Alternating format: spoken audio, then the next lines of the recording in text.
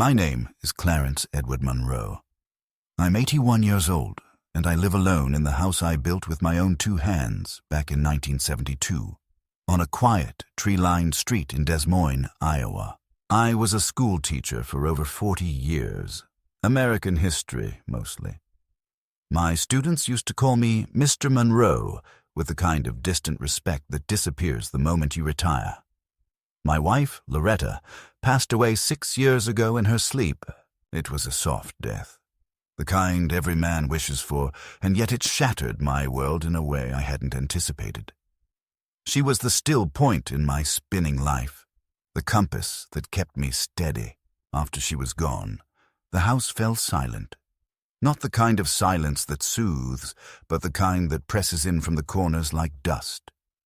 I started talking to her photograph every morning over coffee.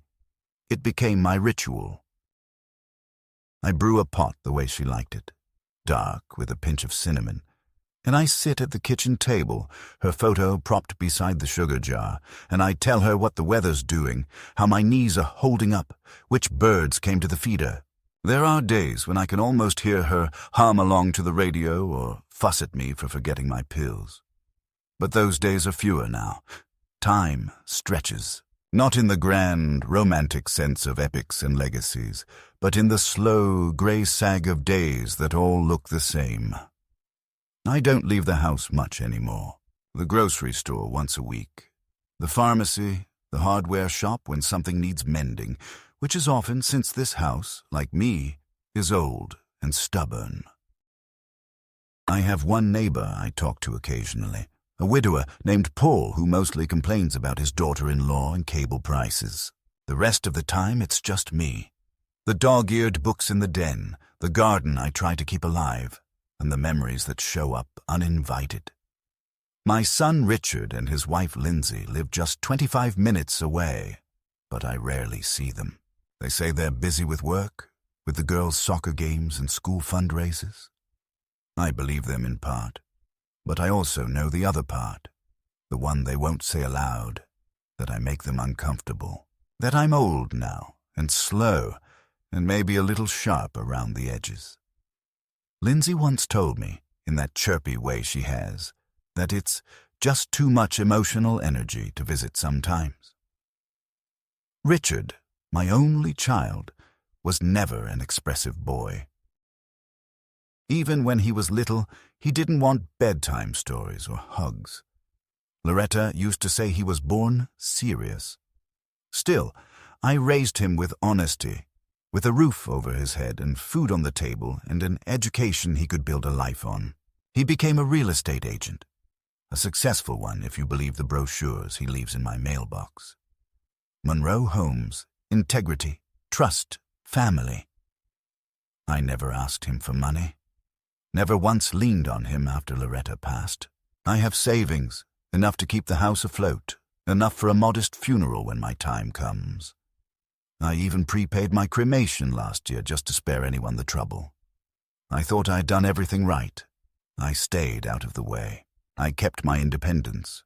I didn't make demands, and still, lately, I've begun to feel the tremors of something cold underneath the surface, a distance, a recalibration.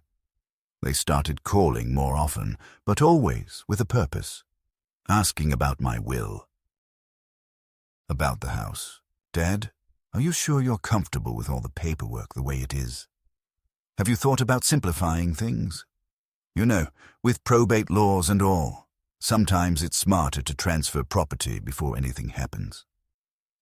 The language was clinical, but the implication was clear. They weren't concerned about my comfort. They were thinking about what happens after I'm gone. Or maybe, if I'm being honest, they were thinking about what happens if they decide I'm already not fit to manage my life. The thing is, I know I forget words sometimes. I know I shuffle a little slower, but I am not gone. Not yet. I'm still here, thinking, reading, remembering. Loretta used to say that the greatest cruelty of age isn't pain or loss. It's invisibility, and she was right. The older you get, the more people look through you. They think they're being kind when they talk slower, louder, with that tone you use for pets and children. But I hear it. I hear the edge in their voices when I ask for something twice. I see the look Richard gives Lindsay when I talk about how things used to be. The sigh, the impatience, the readiness to move on. And now, after months of silence, Richard and Lindsay suddenly want to talk, face to face. They're coming over this Saturday with some documents they think I should look at. "It's nothing urgent, Dad," he said over the phone. "Just something to help all of us feel a little more secure." I asked him if it was about the house. He laughed too quickly. "Don't worry," he said. "You'll still be living in it." That's when the dread began. It wasn't a loud fear. It crept in slowly, like fog under a door. I don't want to think ill of my son. I don't want to imagine that my own flesh and blood would try to trick me. But something about the way he said it, "You'll still be living in it," made my stomach turn. I couldn't sleep that night. I sat in the den with Loretta's photo and whispered, "What if they're trying to take it from me?" This house is more than timber and nails. It's the place where we raised our child, where Loretta baked pies and scolded me for not fixing the gutters, where we laughed and fought and grew old together. To give it up, no, to be tricked into giving it up, would be a betrayal of everything I've worked for, of everything I've endured.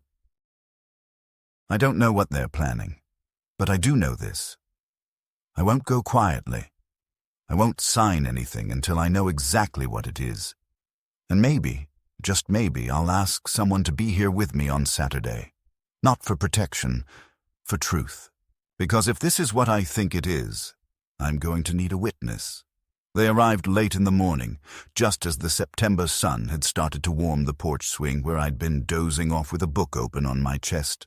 I'd been up since 5, nerves keeping me from sleep, and I'd put on my best shirt, the one Loretta used to iron just right before Sunday service. I even trimmed my beard, cleaned the glass on all the picture frames in the living room, and set out the good coasters. Ridiculous, I know, but some part of me hoped this wasn't what I feared. That maybe, just maybe, they were just visiting. Just talking. Just remembering they had a father. But the moment their silver SUV pulled into the driveway and I saw Richard in his tailored navy blazer and Lindsay with her sharp white blouse and tablet case, I knew it wasn't a social call. They looked like business people coming to make a pitch, not a son and daughter-in-law visiting a lonely old man. Richard barely glanced at the marigolds I'd just watered along the path. He used to help me plant them every spring. Now he stepped over a trowel I'd left beside the porch without even noticing. Lindsay smiled too wide, said, "Clarence, look at you. You're looking well," and leaned in for an air kiss that never quite touched my cheek. I nodded, stepped aside, let them into my home. Richard moved like he owned the place, went straight to the dining room and set down his brown leather folder like it was an auctioneer's gavel. "Dad," he said, voice brisk, "this won't take long. Just a couple of things we'd like to go over with you, that's all." I stood behind the chair where Loretta used to sit, hands gripping the backrest, and asked plainly, "Is this about the house?" Lindsay exchanged a glance with Richard, then gave me that condescending half-smile people reserve for old men who ask inconvenient questions. "It's just a matter of making sure things are clear, Dad," Richard said. "It's for your protection, really. We've been looking into ways to avoid complications, tax-wise, legally, when, the time comes." I didn't respond. I watched as Lindsay pulled out a packet of papers, neatly clipped together, and began laying them out on the table. "It's called a transfer on death deed," she said, tapping a heading. "Totally legal, totally standard. You remain the owner, and when the time comes, no probate, no mess. Just a clean, efficient transition." I said nothing. She went on, "You'd still live here, of course. Nothing would change in your day-to-day, but technically, The title would pass directly to Richard, which makes things so much easier for everyone. You'd be doing us all a big favor. I asked, "Is there a rush?" Richard shook his head quickly. No, not at all. But we thought it best to do this while everything's still in good order. You know, while you're still sharp. The way he said it, like a ticking clock, made me flinch. I reached for the top sheet and began to read. Slowly, methodically. Lindsay cleared her throat. Don't worry about the legal jargon, Clarence. It's boilerplate. Our attorney looked everything over. I'd like someone of my own to look at it too, I said. That's when Richard's tone shifted. Dad, it's not like we're asking you to sign away your rights. It's just a formality. And you're not exactly... Well, you've said yourself that paperwork stresses you out. We thought we'd help you with it. I looked at my son, my only child, and saw in his face not concern, not patience, but calculation. He wasn't asking. He was pushing, carefully, politely, but pushing all the same. And behind his words was the unmistakable assumption that I was slipping, fading, too old to notice a trap even if it was set in daylight. That's when I knew. This wasn't for my benefit. This wasn't protection. This was positioning. Still, I kept my voice level. I'm not signing anything today. Lindsay blinked in surprise. But Clarence, it's already been notarized in part. Our notary witnessed Richard's signature. All it needs now is yours. I let that sit for a moment. You already signed? Richard nodded. Yes, to streamline things. It's common, but again, no pressure. We just wanted to walk through it with you. I could feel the blood rising to my face, not from anger yet, but from the sharp betrayal of being maneuvered like this in my own home. I said I'm not signing today. Lindsay's lips pressed into a thin line. Richard gathered the papers into a tidy stack again. Slower this time. Okay. Fine. You want to take some time? That's perfectly fine. But Dad, we really hope you'll come to see this is best for everyone.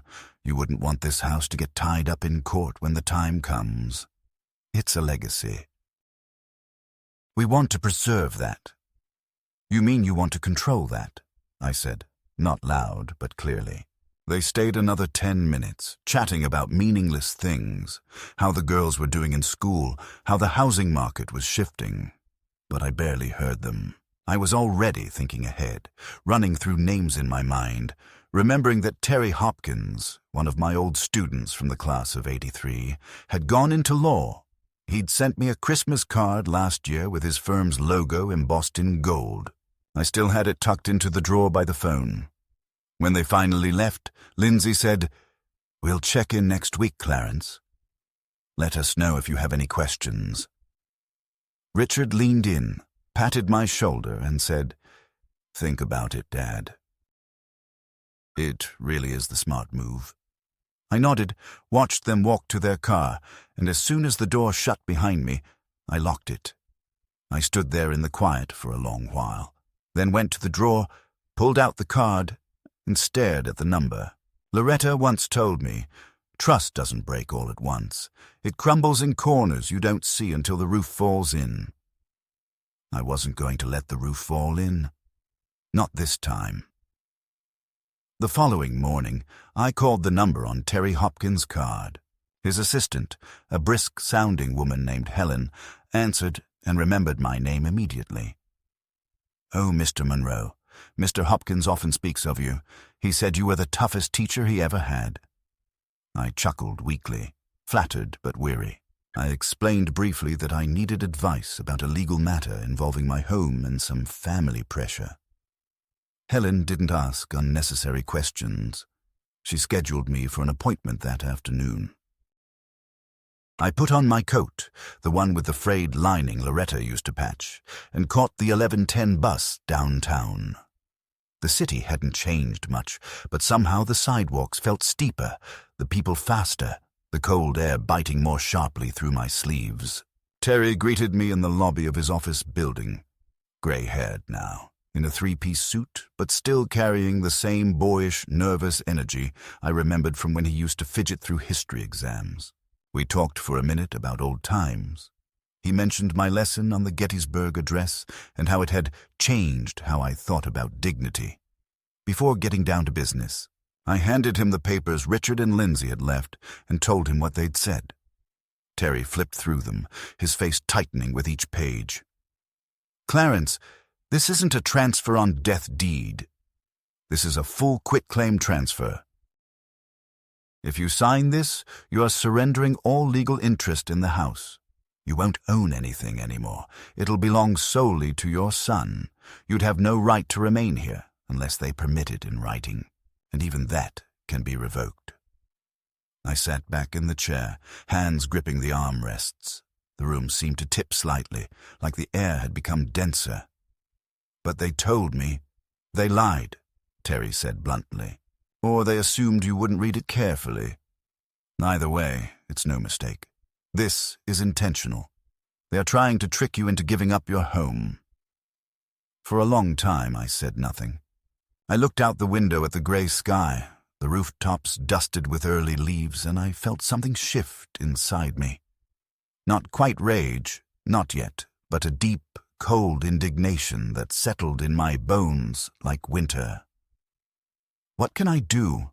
I asked finally. Terry leaned forward. "First, you do not sign anything else. Second, you keep those documents safe. Third, you allow me to document everything you've told me so far. And fourth, if you're willing, I'd like to be present the next time they try something like this, as your legal witness." I agreed without hesitation. Something had turned. I wasn't scared anymore. I was focused. Over the next few days, I began noticing other things, small but sharp. Richard called every evening now, asking how I was, reminding me about the important documents, repeating the phrase, "It's just a formality," so often it sounded rehearsed. Lindsay sent over a box of protein shakes and vitamins to help you stay strong, Clarence, along with a digital pill box programmed with alarms. At first, I thought it was just more condescension. Then I realized these weren't gifts. These were props, tools for a narrative they were trying to build. A helpless old man, mentally slipping, physically deteriorating, clinging to a property he could no longer manage. I started to feel watched. One afternoon, a social worker showed up unannounced. A woman in her 40s, too cheerful, who said she was just checking in because she'd received a call expressing concern about an elderly resident possibly in decline. I invited her in, served coffee, answered all her questions calmly and clearly. When she left, she looked vaguely embarrassed. "You seem quite sharp, Mr. Monroe." I nodded, sharp enough to know when someone wants me out of my own house. That night I called Terry again and told him everything. He wasn't surprised. "They're laying groundwork," he said. "Trying to establish a record. If they can prove you're mentally unfit, they can petition the court to assume guardianship. Once that happens, they can do whatever they want with your property. This isn't just greedy, it's strategic." That same week, Richard and Lindsay returned, uninvited. They brought takeout, Thai food, which they know I can't digest, and fake smiles. "We thought it'd be nice to have a little dinner together, just the three of us," Lindsay said, opening containers, her eyes scanning the living room like she was inventorying the furniture. I played along. I even pretended to forget the name of the dish I used to love, just to see how quickly they'd pounce. Sure enough, Richard leaned in, nodding sympathetically. "It's okay, Dad. We all have those moments." Nothing to worry about. After dinner, he brought out a new document, supposedly simplified, with more protective clauses. I asked if their attorney had prepared it. Lindsay said yes. "But we can explain it. It's really very basic." I smiled. "I'd like my own counsel to take a look." They stiffened. "Who?" Richard asked. "Terry Hopkins," I said. Remember him? You met him once when he was just a teenager. He's an attorney now. Very sharp." There was a pause, the kind that hums with hidden electricity. "Of course," Richard said finally, voice tight. "We didn't realize you'd spoken to someone." "Well," I said, rising from the table, "it's a big decision, isn't it? I wouldn't want to sign away the home I built without understanding every word." Lindsay began to collect the takeout boxes in silence, her lips pressed thin. Richard stood too, but not before saying, "Dad, you know we're just trying to help. This is all for your protection." "And I appreciate that," I said, "so I'm sure you'll understand if I protect myself too." I closed the door behind them and locked it. Later that night, I noticed that a drawer in my study had been disturbed, the one where I keep the deed, the will, and my old checkbooks. Nothing taken, but things were shuffled. I didn't sleep. I sat in my chair by the fireplace until the first light of dawn. Something had started, and it wasn't going to stop until I ended it. It was the second Sunday of October when the illusion cracked wide open. The air had started to turn, that unmistakable chill crawling in through the window frames, reminding me to haul the storm windows from the basement. I had just come back from a short walk. My morning ritual since Loretta passed, a slow circle around the block that gave my knees something to complain about and my lungs a brief conversation with fresh air. When I found a certified letter in the mailbox, it was from a medical practice I'd never visited. A Dr. Stanton of Glenridge Neurological Associates, addressed directly to me but with a strange line underneath. Per request of family representative. My hands began to tremble even before I opened it. Inside, a printed evaluation summary. It stated I had recently undergone a preliminary cognitive screening, which suggested mild cognitive impairment consistent with early onset dementia, and recommended guardianship evaluation in the interest of the patient's long-term care and safety. I sat down on the front steps and read the letter again and again. My mouth went dry. I hadn't been to any such clinic. I hadn't spoken to any doctor named Stanton.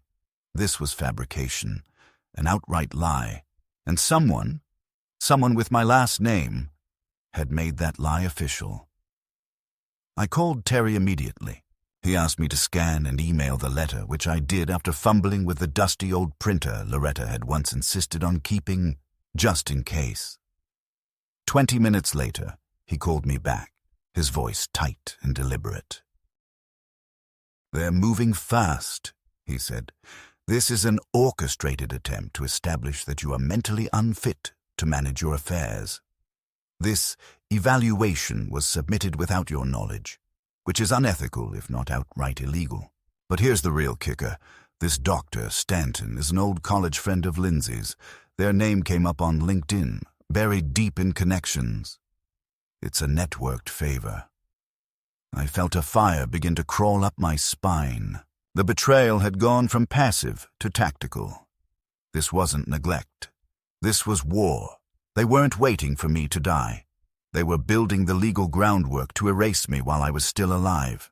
Terry advised we preempt any legal filings by demanding an independent medical examination conducted through court-certified experts.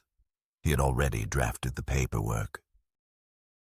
I would undergo a full capacity evaluation, neurological, psychological, cognitive. "You'll pass it," he said. "And once you do, we can submit it to block any petition they try to file. But Clarence, you need to be ready. They're going to escalate. They don't know you've seen this letter yet. That gives us a slight advantage. Don't confront them just yet." But waiting wasn't easy.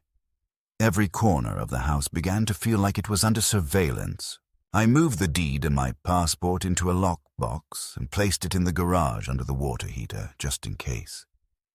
I began to carry a notepad in my shirt pocket where I documented every call, every message, every odd incident. I also started recording phone conversations, Legally, Iowa is a one-party consent state, and it was during one of these calls, a routine just checking in from Richard, that I captured it. He asked casually if I was feeling foggy lately. I said I wasn't. Then he said, "You know, sometimes it's hard to tell when it starts. Lindsay says you seemed off last time we visited. Just little things. You repeated yourself. You forgot your pills. I mean, nothing serious, but we worry, you know." And I said, very carefully, "Yes, I remember that visit. I remember you asking me to sign something. I remember Lindsay taking photos of the medicine cabinet." There was a pause. A beat of silence.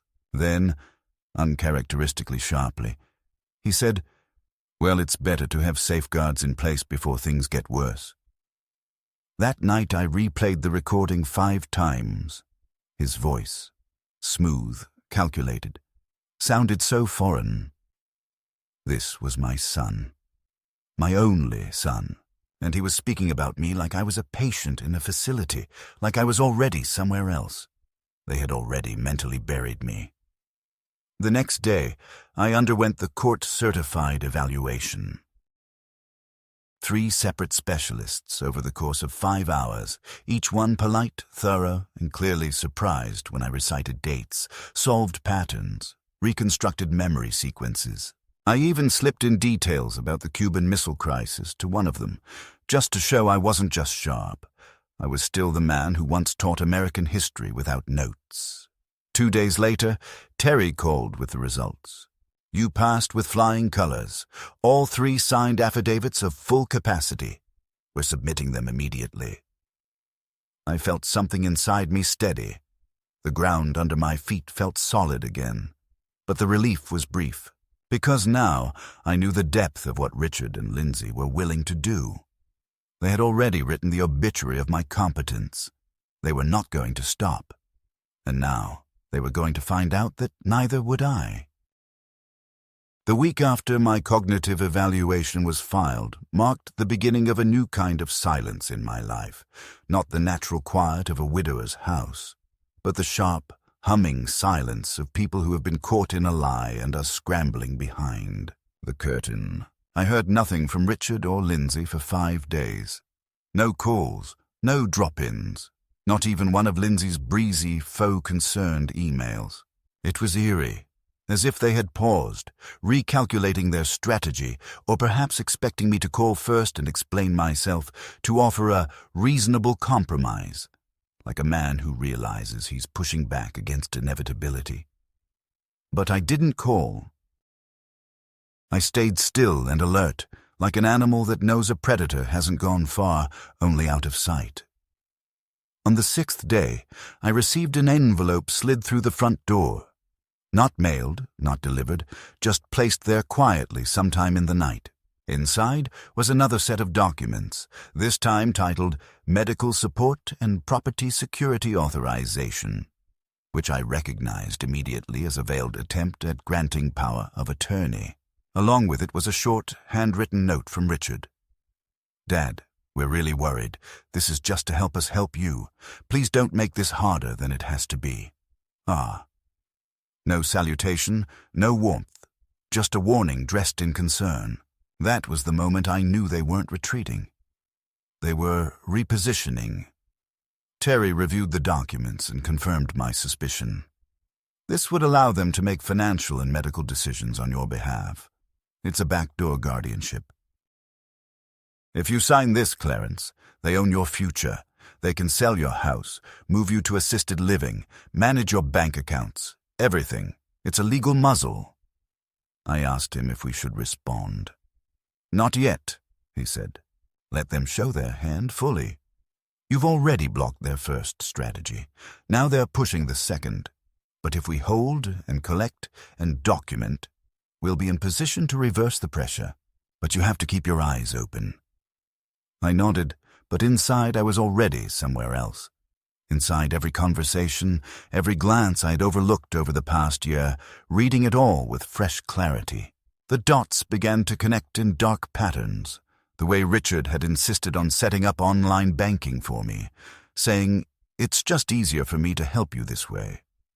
The way Lindsay had asked to store documents in my attic for safekeeping, and how, since then, she always had some excuse to access it alone when she visited. The comments about how big the house was, how hard it must be to keep up. The gradual erosion of my autonomy cloaked in helpfulness, and I saw, with gut-turning certainty, that this hadn't started suddenly. It had been building for years, quietly, like mold behind a wall. A few days later, my landline rang at an unusual hour, 8:47 p.m. Richard's voice was heavy, urgent. "Dad, I don't know why you're being so stubborn. Lindsay and I just want to help. You're making things unnecessarily difficult, this paranoia. It's not you." I told him calmly that I had passed the court-certified cognitive evaluation and that his attempts to have me declared incompetent were on record. There was a long silence on the line. "You hired a lawyer," he said finally. "You really think you need legal protection from your own son?" I answered, Yes, I do." His voice dropped, quieter now, but colder. "You're making a mistake. You think this is strength, but it's just pride. And pride is going to leave you alone, Clarence. When you need help, no one will be there." Then he hung up. That night I sat by the window with Loretta's picture, the same way I had after her funeral, but this time I didn't feel grief. I felt clarity, and underneath it, resolve. I wasn't going to wait for them to try again. I was going to take the next step. Terry and I began preparing a formal revocation of any existing shared financial accounts and access permissions. I had one joint account that had sat mostly dormant, a relic from when Richard was in college and I'd used it to deposit tuition money. I never closed it. Why would I? It had been easier to keep it active, and besides, there was rarely more than a few $100s in it. But when we checked, we found that in the past 6 months, Richard had transferred over $12,000 through that account. Money that had passed through my savings without my knowledge. "He's been moving money through you to make it look like gifts," Terry said. "If we dig further, we might find more." I signed the closure documents that afternoon and moved the remaining funds into a private account under my exclusive control. I also changed my will, locking down my estate and assigning Terry as the legal executor, removing Richard's discretionary powers. It was a brutal thing to do, a decision no parent should ever be forced to make. But I had to. I could no longer assume that blood was a bond, not when it had been used to cut so deeply. Then came the visit. A surprise, as always. I had just returned from a follow-up doctor's appointment when I saw their car in the driveway. They were already on the porch. Richard looked drawn, older, like the strain of concealment had begun to show. Lindsay, however, looked alert, narrow-eyed, lips tight, like someone conducting a negotiation. "We need to talk," Richard said, without greeting. I let them in, but didn't offer coffee. Lindsay sat down and began without pleasantries. "We understand you've been consulting with an attorney. That's your right. But it's also incredibly hurtful. We feel like you're accusing us of something terrible." I responded, "You forged a medical evaluation. You tried to move money without my consent. You pushed documents in front of me that would remove my ownership of this home. Tell me, Lindsay, what exactly am I misinterpreting?" She flinched, but only slightly. "We were trying to protect you. You've been confused. You forgot your medications." I reached into the drawer and placed a printed transcript of the court-certified evaluation in front of her. "The court disagrees." Richard stood up, pacing now, agitated. "You're acting like we're criminals. We're your family. We love you. But you're making it impossible to trust that you're thinking clearly." I answered, "What you mean is, I'm not agreeing to hand everything over, so I must be delusional." He stopped, turned to me, and said something that would echo in my mind for weeks. "We didn't want it to come to this, Dad. But if you keep resisting, we may have no choice." That night I called Terry and told him everything. He didn't hesitate. "It's time to move forward," he said. "They've overplayed their hand. You now have evidence of manipulation, coercion, financial misconduct, and medical fraud. If you're willing, Clarence, I think it's time we initiate legal proceedings not just to block them, but to protect your estate from further harm." I agreed. Not with joy, not with vengeance, but with the grim understanding that love does not immunize against greed, and that sometimes the hardest justice to pursue is the one that splits a family. The day of the hearing came colder than expected, gray clouds dragging over the sky like heavy fabric, and the wind biting with the kind of spiteful sharpness that made my knees ache. I dressed with care that morning, putting on the same charcoal suit I had worn to Loretta's memorial service, not because it carried any symbolic weight, but because it was the last suit I owned that still fit. I combed my thinning hair back, tightened my tie with shaking fingers, and tucked into my breast pocket a single folded photograph. Me and Loretta on our front porch, the house behind us, her hand on my shoulder, my hand over hers. It was the first summer after we'd paid off the mortgage, and we looked happy in that kind of solid, enduring way that only comes when both people know they've built something together. That house was not just mine, it was ours. And now, years after burying her, I was walking into a courtroom to stop my son from burying me. Terry met me at the courthouse steps. He looked more tense than usual, eyes flicking over his notes, brow furrowed. "You ready?" he asked. "Yes," I said, and tired of pretending not to be. The hearing wasn't a criminal case, but the stakes felt just as grave. This was about control, about ownership, about dignity. Richard and Lindsay were already seated when we entered. Their lawyer, some young, polished man with the kind of practiced empathy you learn in corporate litigation, whispering something into Lindsay's ear as she nodded and avoided my eyes. Richard looked pale.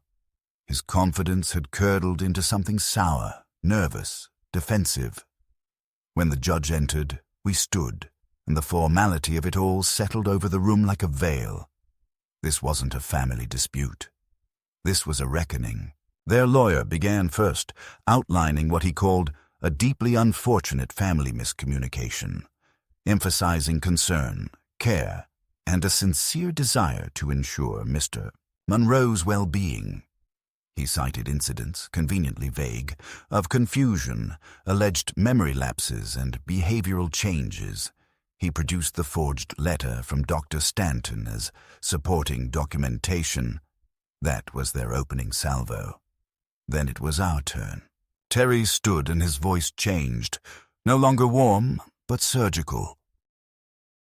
He presented the results of my certified cognitive evaluation, the detailed affidavits of the doctors who had examined me, the timeline of Richard and Lindsay's contact, the financial transactions, the unauthorized access to my joint account, the photographs Lindsay had taken of my medicine cabinet, and finally the recording I'd made of Richard's call.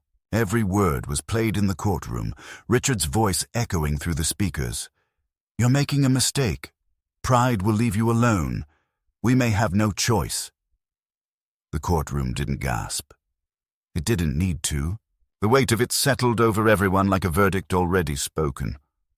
The judge leaned forward and asked me directly, "Mr. Monroe, do you believe your son and daughter-in-law are acting in your best interest?"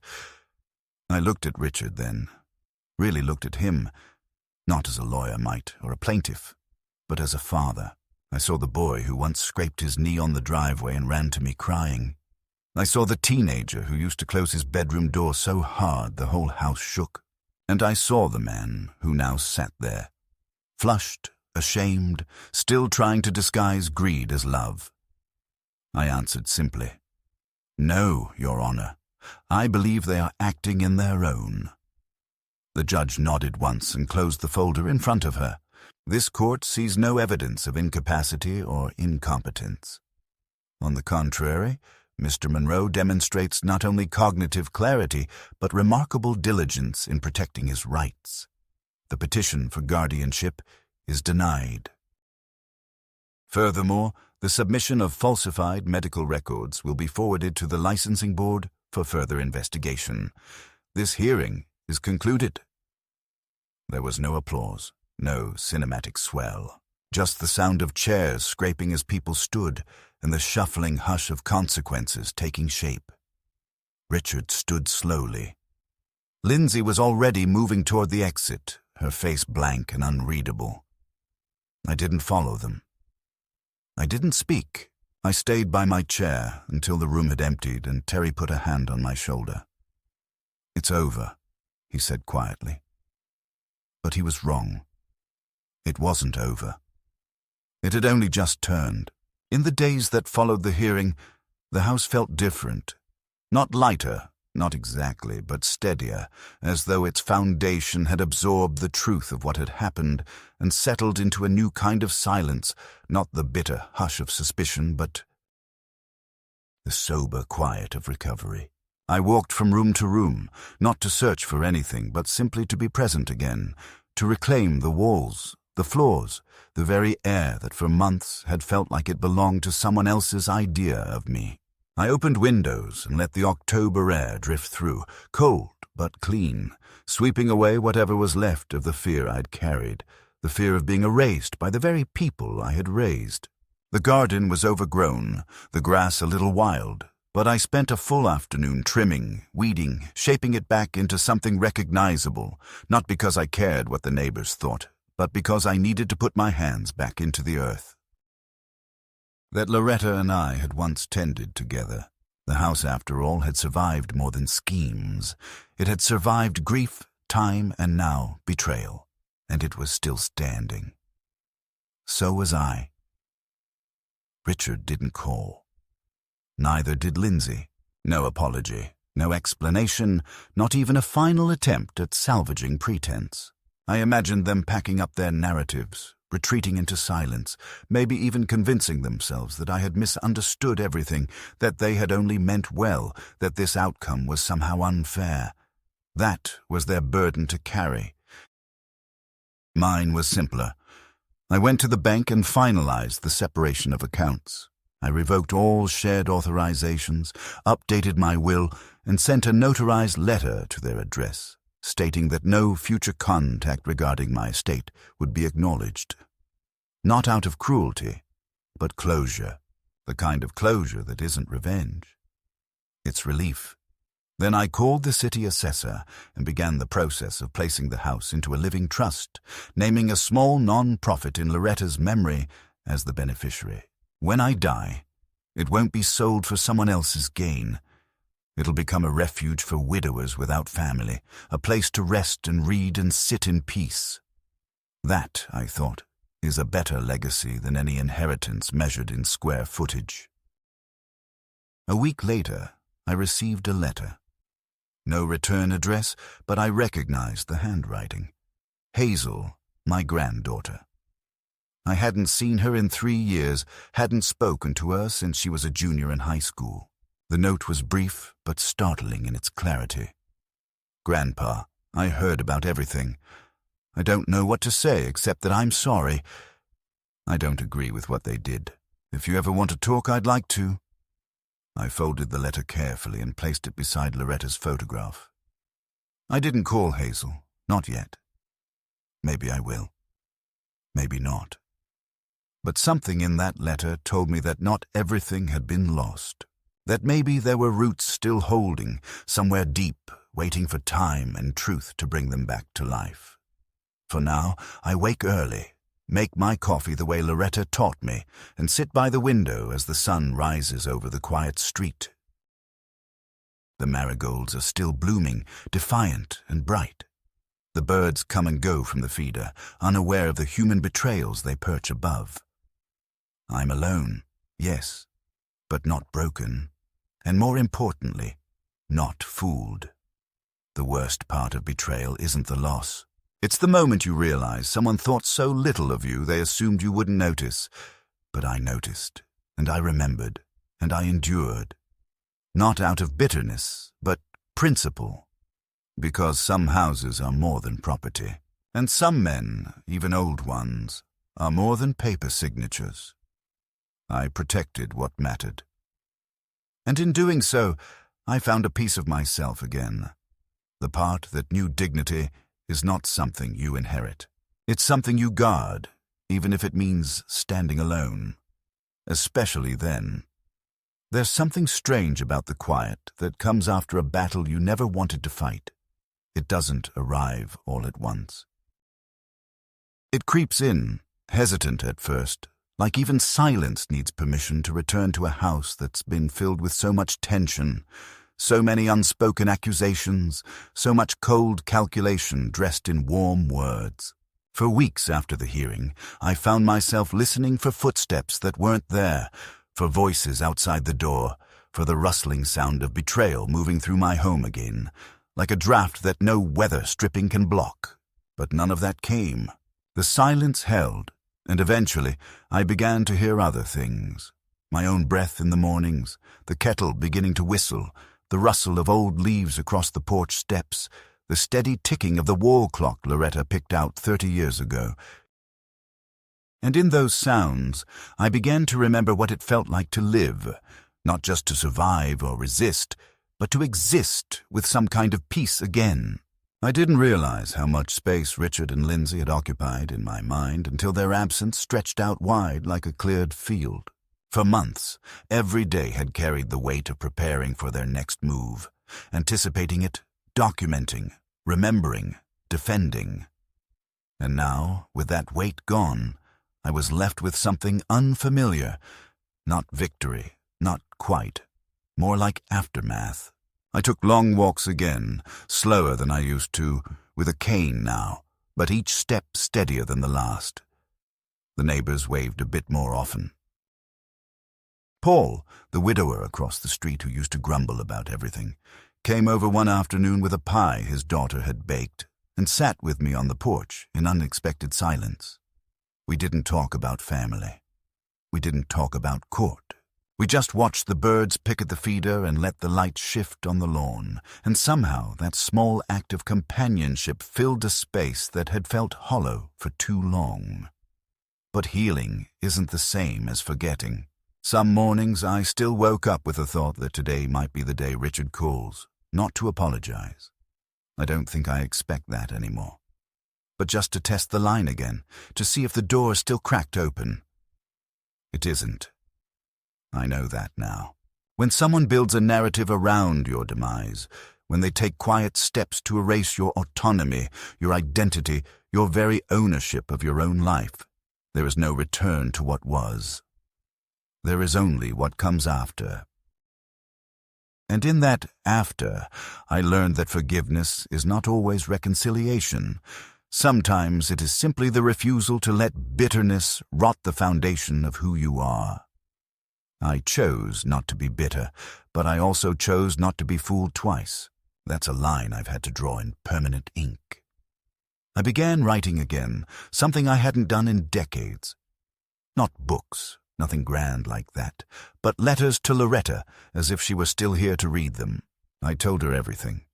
From the first conversation where Richard tried to slide those papers under my nose, to the courtroom, to the photo I kept of us on the porch that day. The day we laughed about how long it took to pay off the damn mortgage.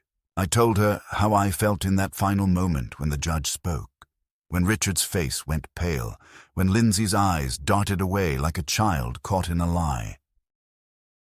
I told her I wished she had been there to see it, not for the spectacle of it, but for the quiet justice.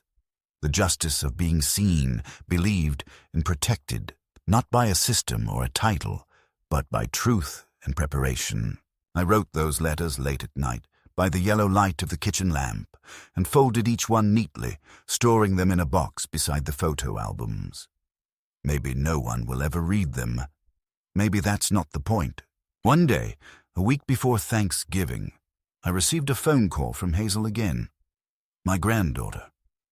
I almost didn't answer, but something in me, maybe that same part of me that used to read bedtime stories to Richard even after he said he didn't need them, picked up the receiver. Her voice was hesitant, not the confident cheerfulness I remembered from her childhood, but something softer, more uncertain. She said she'd been thinking about what happened. She didn't defend her parents. She didn't try to explain it away. She just said, "I miss you, Grandpa. And if it's okay, I'd like to visit. Just me." I didn't answer right away. I let the silence stretch out between us, not as punishment, but as space for truth to breathe. Then I said, "Yes, but only if you come as yourself. Not as their daughter, but just as Hazel." She paused, then said, "That's the only way I want to come." And somehow that small promise, simple as it was, meant more than anything I'd heard from family in years. When she arrived the next Saturday, she brought nothing but a small bag and a box of old photos she'd taken from her closet. We sat together in the den, flipping through pictures, laughing at bad haircuts and crooked smiles. She asked about Loretta, about how we met, about what kind of music she liked, and I told her stories I hadn't told in years, stories that made the house feel full again, not of noise or pressure or schemes, but of presence. When she hugged me goodbye that evening, it was without performance, just arms around shoulders, heartbeat to heartbeat. And I thought, this is what survival looks like, not just resisting harm, but living long enough to reclaim something good again. There will always be scars. I know that. I see them in the drawer I had to install a lock on. I hear them in the tone I use now when anyone asks me about legal papers or property. I feel them in the way I double-check who I trust. But there is also strength in those scars. They remind me I didn't bend, that even when those closest to me plotted to remove me from the life I built, I stood and said, "No, not yet. Not like this." That, to me, is worth more than the house, more than the money, more than even the small piece I've carved out in these twilight years. It is the knowledge that I was not erased, that I kept my name, my story, my home. The marigolds out front have started to wilt. The frost will take them soon, as it always does. But I'll plant new ones in the spring, just like Loretta used to. I'll rake the leaves, fix the screen door, make soup in the pot she always used, and keep the photo on the mantel where it belongs. This house will not pass to someone who tried to steal it. It will live its own life after me, just like I continued to live mine after her. And if someday Hazel comes back and asks to sit in the garden again, I'll make sure there's a place for her. Not because she's family, but because she showed up with honesty. And sometimes honesty is enough to start over, even in a house that has already seen too much.